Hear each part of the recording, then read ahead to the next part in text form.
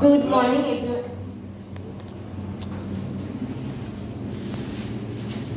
Good morning, everyone. I am Anurnaksha Raychaudhuri.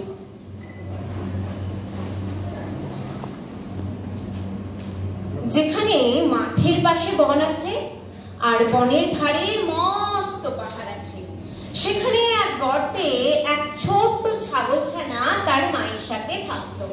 সে তখনও বড় হয়নি, তাই গর্তের বাইরে যেতে পেত না। গর্তের বাইরে যেতে চাইলেই তার মা বলতো, লোকে ধরবে, মাকে নিয়ে যাবে, সিংহে খেয়ে ফেলবে।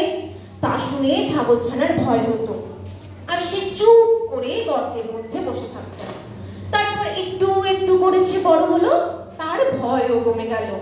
এবার তার মা গর্তের বাইরে গেলে সে উঁকি মেরে দেখতো। তারপর শেষমেশ একদিন গর্তের বাইরে চলে এলো। সেখানে এক মস্ত ষাঁড় ঘাস খাচ্ছিল, কিন্তু এর আগে এই এত বড় জন্তু ছাগলছানা তো কখনো দেখেনি। কিন্তু ওটার শিং দেখে ছাগলছানা মনে করে নিল ওটাও ছাগল। তাই ওর কাছে গিয়ে ছাগলছানা জিজ্ঞেস করলে, হ্যাঁ গা, তুমি কি খাও?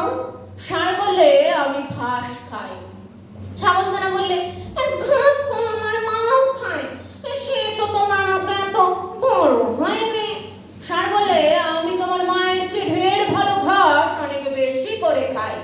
ছাগলছানা বললে, কোথায় সে ঘাস? ষাঁড় বলে, ওই বনের ভেতরে। ছাগলছানা বললে, আমাকে সেখানে নিয়ে যেতে হবে। তা শুনে ষাঁড় ও ছাগলছানা সেই বনের মধ্যে গেল। সেই বনে খুব চমৎকার ঘাস ছিল, তাই ছাগলছানার পেটে যত ঘাস ধরলো সে তত ঘাস খেয়ে নিল।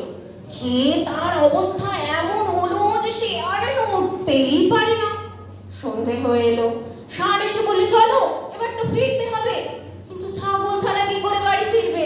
সে তো নড়তেই পারে না। তাই সে বললে, তুমি যাও, আমি কাল যাব। তা শুনে ষাঁড় চলে গেল। ছাগলছানা একটা গর্ত দেখতে পেয়ে তার ভেতরে ঢুকে রইল। গর্তটা ছিল এক শেয়ালের। সে তার মামা বাঘের বাড়ি নিমন্ত্রণ খেতে গেছিল।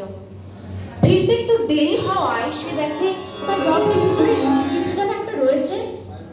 ছাগলছানা তো কালো ছিল, সেভাবে তার গর্তের ভিতরে নিশ্চয় কোনো রাক্ষস টাক্ষস হবে। তাই সে ভয়ে ভয়ে জিজ্ঞেস করে, আমার গর্তের ভিতরে কে? ছাগলছানা তো ভারী বুদ্ধিমান ছিল। সে বলে, লম্বা লম্বা দাঁড়ি, ঘন ঘন নাড়ি, সিংহের মামা আমি নরহরি দাস, 50 বাঘে মোর এক এক গাছ। শুনেই তো শেয়াল বাবা গো বলে এমন লাভ দিলে যে একেবারে বাঘের ওখানে গিয়ে তবে সে থামলে। বাঘ তো তাকে দেখে আশ্চর্য হয়ে গেছে।